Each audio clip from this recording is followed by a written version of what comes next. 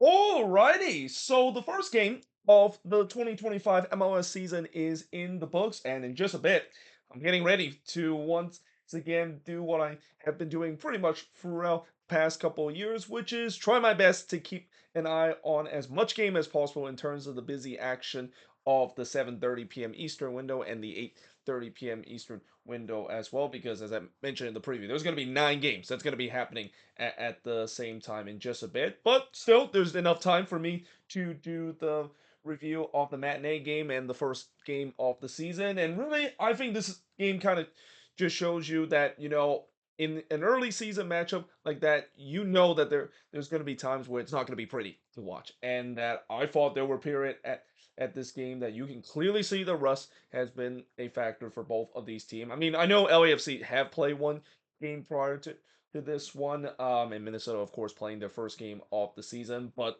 both of these teams just kind of look really rusty, especially on the attacking end. But LAFC have shown that this is why they are considered to be the team to beat in the West and has that championship caliber. Because despite the fact they didn't play relatively well in this game, they found a way late in this game and win their eighth straight season opener, which is still a record in MLS right now.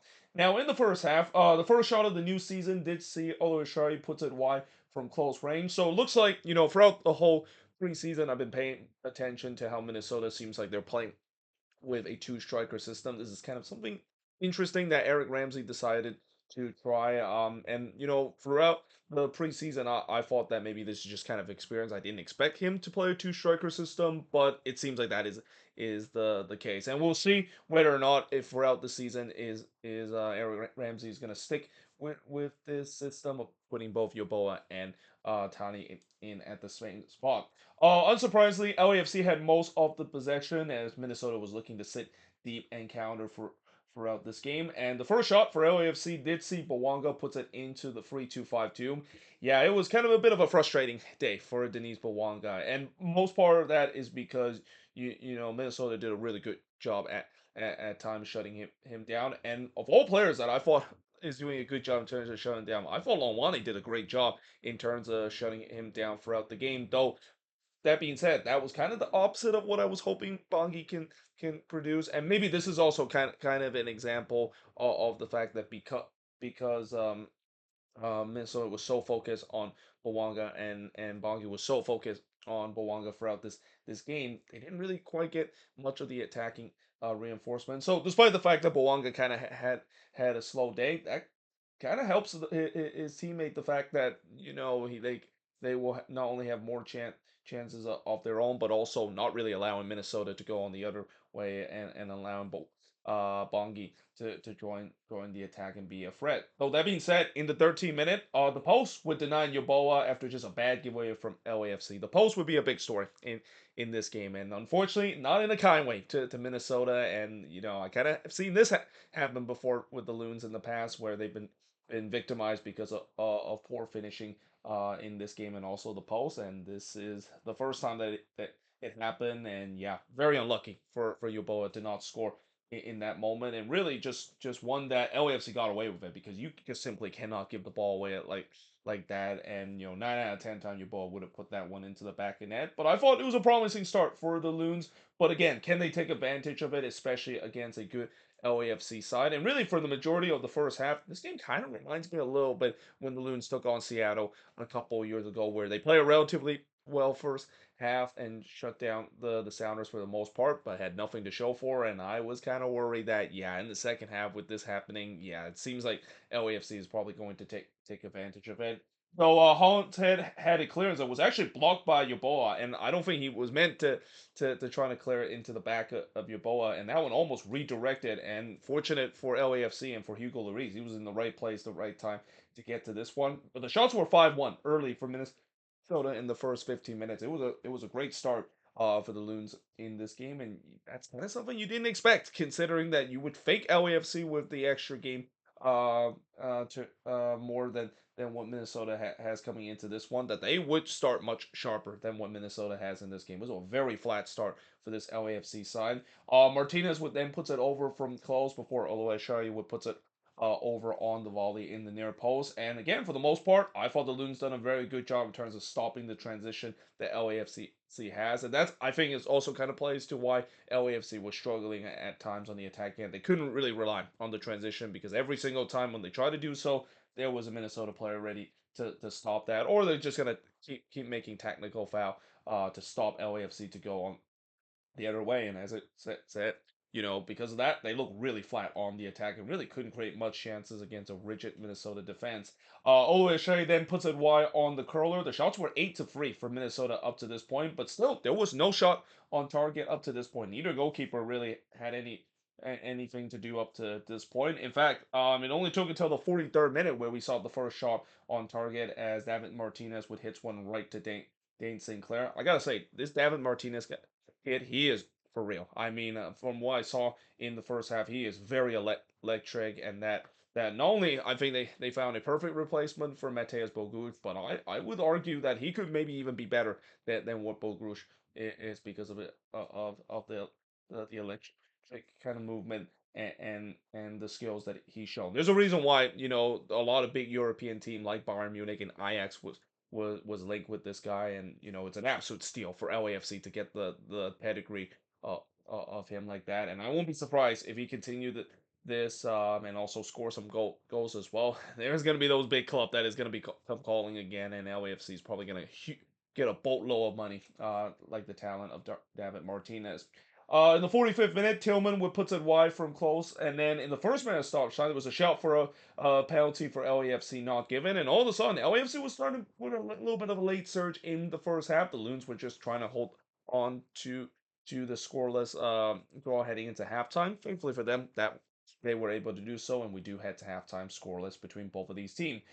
In the second half, Bawanga was in on goal there, but he puts a weak shot right to Dane Sinclair, mostly because looks like I think it was it Boxer the one that just got up? Actually, no, it was Harvey, the one that just put him off a bit to not allow him to strike and gets the opening goal for LAFC. That also came off a turnover from the Loons. Yeah, that is the last thing you want to do, especially against this LAFC team. If you're going to turn the ball over carelessly in your own half, you're going to be punished more times or not. And I kind of feel like as this game goes along, who's going to make the first mistake when it comes to defensive turnover? Because I think throughout this game there wasn't really that much turnovers, or at least bad turnover that caused a team a goal or even cause a major chance for the opposition. But that being said, in the 56th minute, Ibobasi would hit one right to Dane Sinclair, as I thought LAFC to be a little bit better on the attack, but still, for the most part, they're not really testing Dane Sinclair, not really creating some dangerous chances.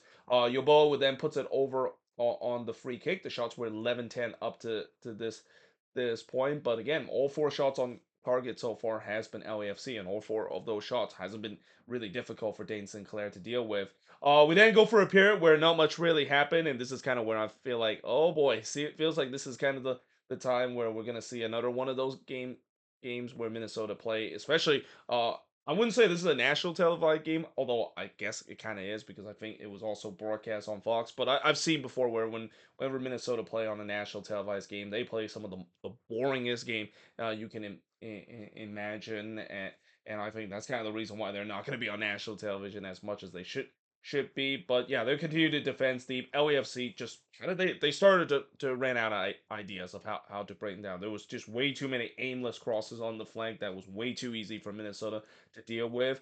But as the time winds down, I thought the Loons were once again not only started to play a nil-nil draw, but it feels like kind of row heave mode has started to kick in again. Yes, in the year of 2025, I'm still gonna mention in row heave mode because it's the phrase I've used with this team for a long time, going back to Adrian Heave, where it feels like they're almost just playing for a nil-nil draw. And how many times I've said before in the past, more times or not, that's not gonna work out for this team. Guess what happened? It did not work out once again for this team, Loons team, because in the 78th minute, LAFC finally broke through, and it's Jeremy Luosi getting his dream debut here in his first game for LAFC, and kind of frustrates even me more because as a Quakes fans as well, where has this been from last last season. But he scored here for Mordaz and Bawanga to make it 1-0 in favor of LAFC. And really, this is kind of one of the only time where I thought Minnesota kind of switched off a little bit on the defensive end. And when you switch off against the quality that LAFC he's had, yeah, you're gonna get punished more times or not.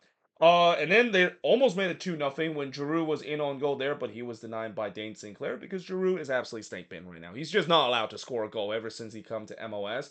And then the post would victimize the Loons again, this time denying Sunbin from close range as the Loons finally started to push late to get the equalizer. I mean, they had to do it. They got to push late to try to tie this game up. And for those that wondering why couldn't they just do this from minute one? Well, the reason why I think the Loons didn't really want to do this from minute one is because you don't want to kind of play this kind of style and getting caught on the transitional play because I thought at time Minnesota was really pushing maybe a lot of men forward and even though they were pushing hard for the equalizer, I also thought that they could easily give up a goal on the other end because this is what LAFC really want to.